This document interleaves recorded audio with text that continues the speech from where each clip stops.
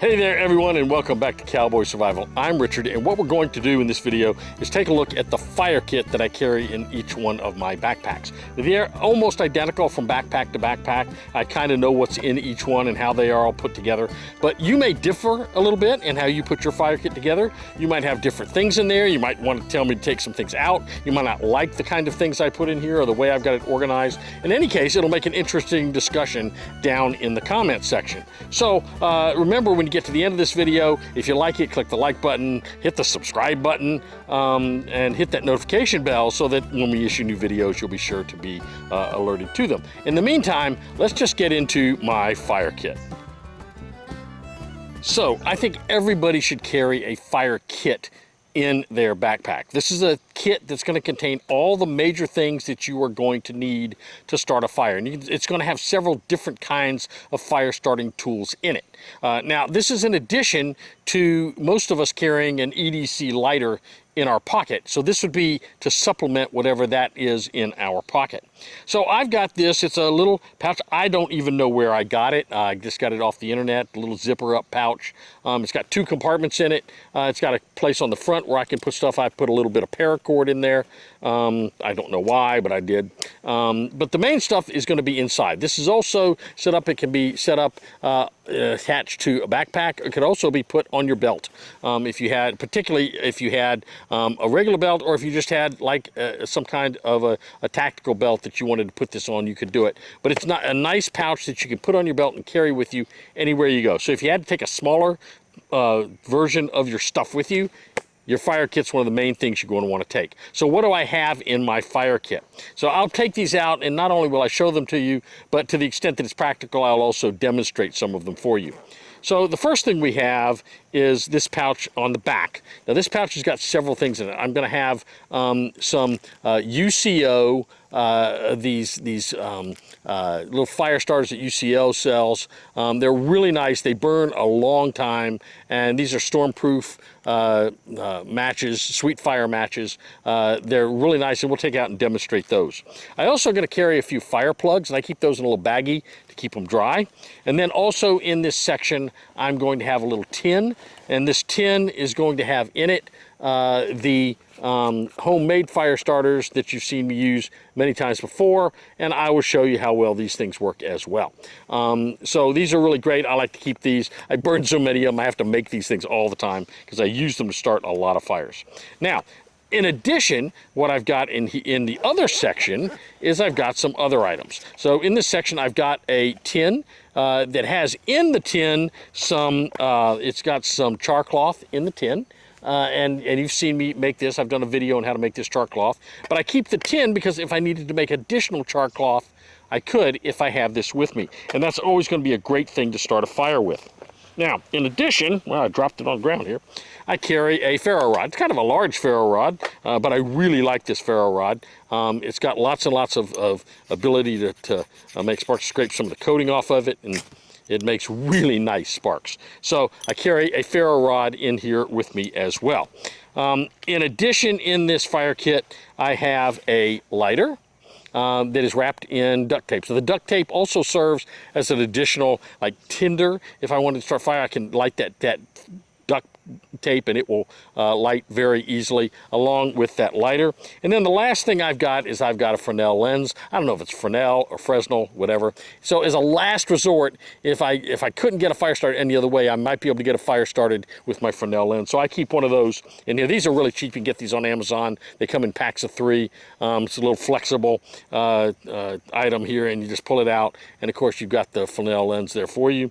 And you just put it back in its little protective sleeve, and you're ready to go. So the next thing I think I'll do is I'll actually demonstrate some of this stuff for you and see how well it works, especially the UCO Sweetfire lighters. There's kind of an interesting thing about those that I'm going to show you. I think you're going to find it really kind of cool. So let's just get into these and see how these things work.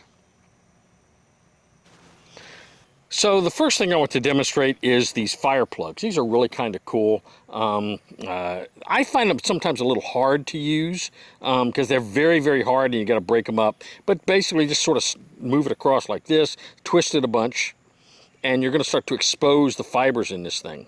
Now, I like to light these things with my ferro rod, but you can certainly light them with other tools as well. Again, I keep them in a little baggie.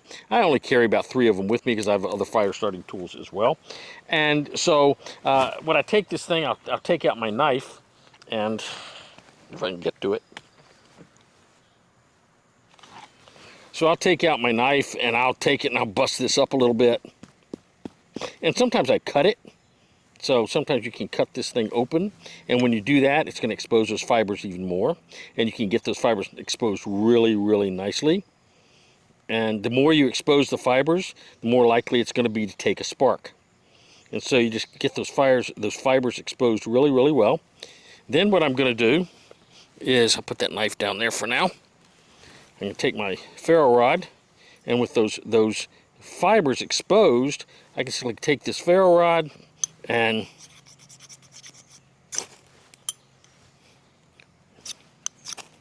there it goes.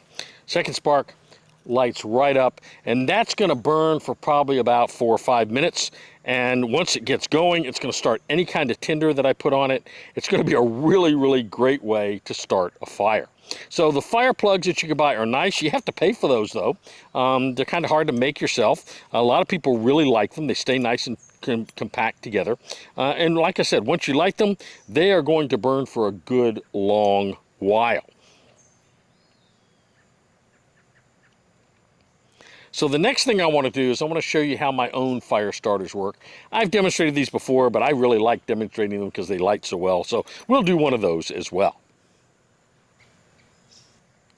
So you can see off to the side, that's my little fire plug still burning. I thought I'd just throw it off to the side and let it burn.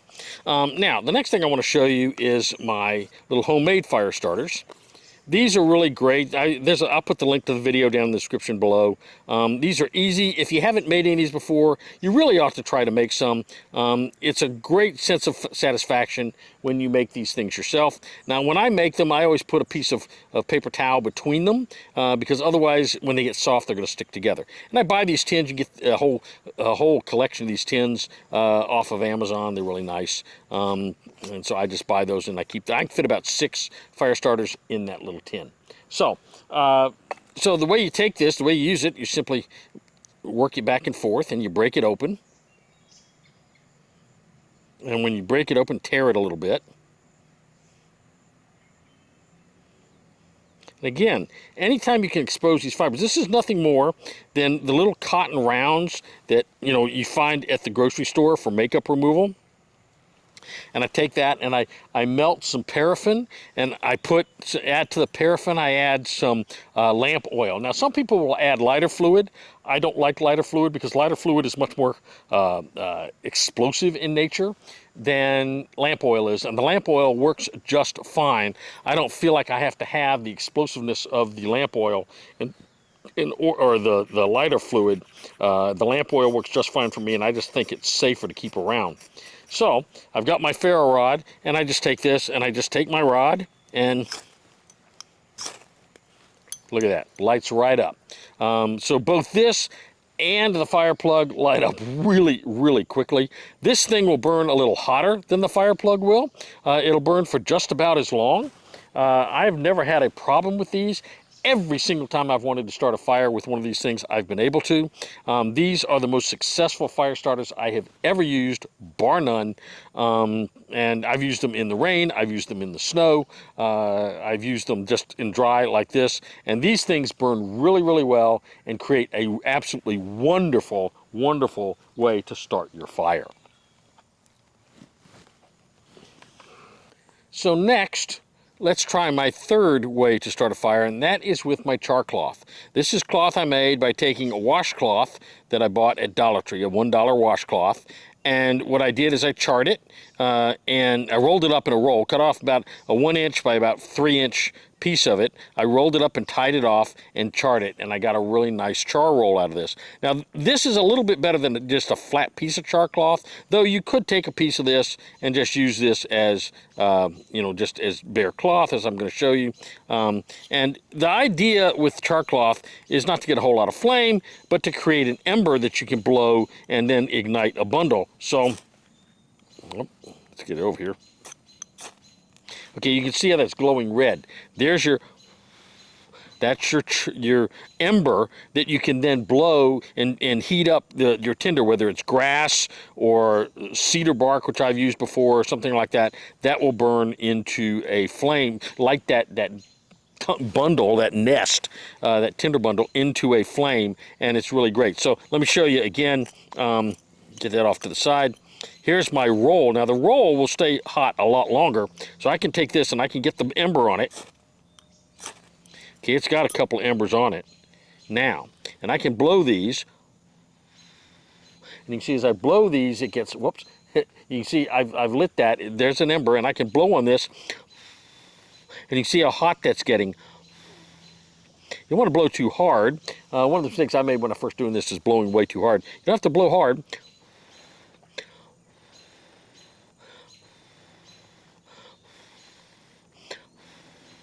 You can see that blows up nice and bright.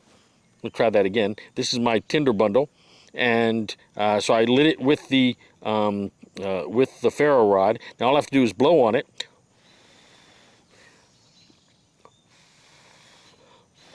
Oh, it's getting hot. But if I had a tinder bundle with this,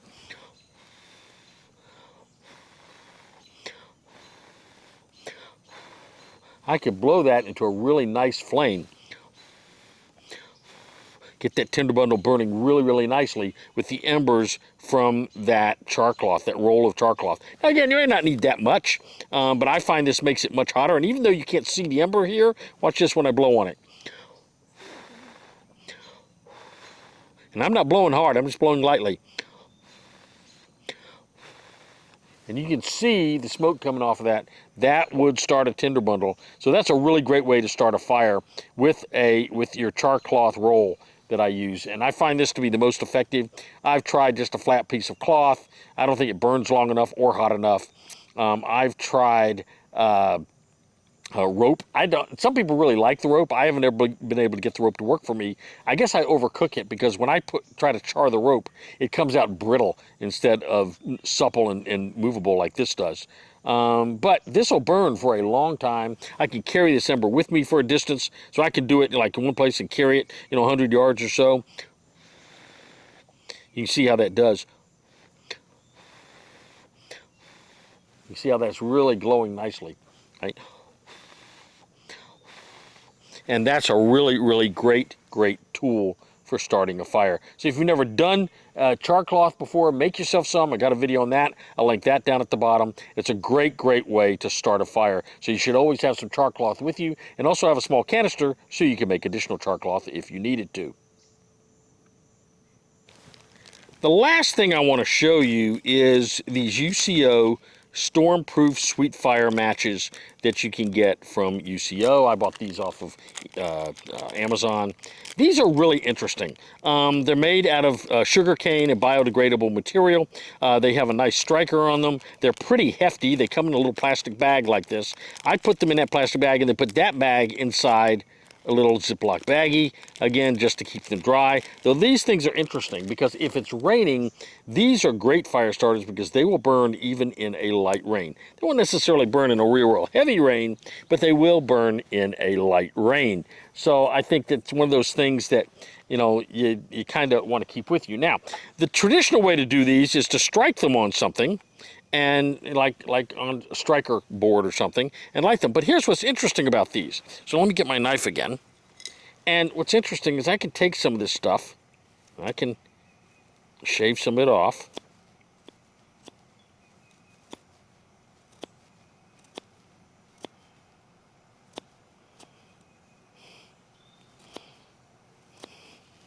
And I can shave some of that fibrous material off of the bottom. You can see I've shaved some of it off the bottom of that thing there. And I can now take, I'm going to lay this down here. I can take my fire steel, my ferro rod, and I can actually light this stuff. Look at that. So if you want something else you can light with your ferro rod, this stuff works exceedingly well at that.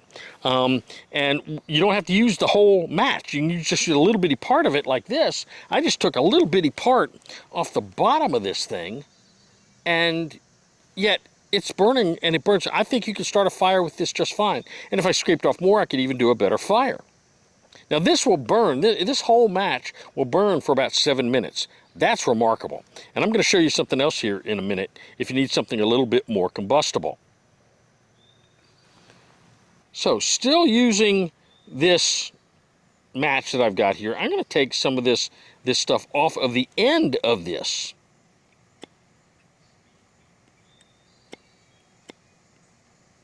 Some of this brown stuff here off the end of this match. This is the stuff that you know, sort of ignites the match, right? And I'm not going to take a lot of it, I'm just going to take a little bit. I want you to watch what happens. This is really remarkable. I can also light that stuff really well. Let's get some of this off. Well, look at that. Now it burns really fast, but that's a good way to start a fire, and it's a good way to start up some kindling. Like I said, that burned really, really fast, much faster than the other stuff, but a mix of that plus some of the stuff off the back end, you could light it with your ferro rod very, very easily. Now you notice I lit everything with my ferro rod. The ferro rod is my first go-to. I like the hot from the sparks. I like to save my lighter because that is an expendable fuel source. This is not. So I'm going to save anything that's expendable, like the fuel source from that, and save it as long as I can. I'm probably going to start with something like the regular fire starters or those fire plugs. Depending on the circumstances and the environment, I would use perhaps the Charcloth. But I can also use this match thing right here really, really easily and just shave off pieces of it, and I can end up getting a really, really nice little fire. Well, there you go. That's my backpack fire kit. I carry one of these in every single one of my backpacks. I think it's got everything I need. I've got 3 different ways to start a fire. I've got a ferro rod, I've got a lighter, and I've got a Fresnel lens in here. And again, don't criticize me if I mispronounce that. I'm not sure exactly how it's pronounced. I've heard it different ways. I also have several different types of tinder. I've got fire plugs. I've got my homemade fire starter. I've got the UCO Stormproof Sweetfire matches. I've got Charcloth in this, and I've got a can, my little tin, my little Altoids tin that I can make additional Charcloth if I needed to. I think everything I need when I go on the trail is right here to start a fire in just about any circumstance. Now, you might think differently. You might add other things. You notice I didn't have any matches in here. I don't think I need matches with this kit. I think this kit is everything I need. I can start any fire I need to. I haven't used matches to start a fire in years, and I'm not about to start now. I think that you guys might have some different things you add to yours. You may use them in different pouches. You may have miniature versions that you keep, you know, an EDC in your pocket. Be interesting to find out. Let's start a conversation down in the comments. Let's hear from you. What do you have in your fire kits, or your fire kits like mine? Do you even have one? Have you decided based on this, I'm going to start build a fire kit? These are really neat to build and fun to play with. So I encourage you to build you a fire kit. Remember, click that like button below if you like the video. Click on the subscribe button and the notification bell so that you'll be notified when we have new videos come out. And in the meantime, stay strong, stay prepared, and have a blessed day.